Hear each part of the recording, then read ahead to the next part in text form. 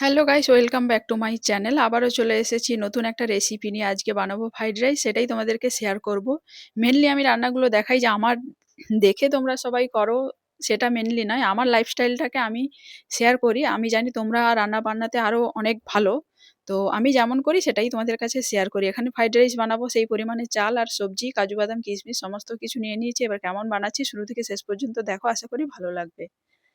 আর কিছু কিছু মানুষ থাকে যেমন নেগেটিভ কমেন্ট করে, তো তাতে আমার কিচ্ছু যায় আসে না। কারণ নেগেটিভ কমেন্ট করুক আর পজিটিভ কমেন্ট করুক, আমার কাজ আমি করে যাব।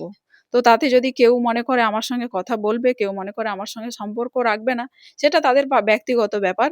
তো আমার তাতে কোনো সমস্যা নেই, আমার কাজ আমি করে যাব।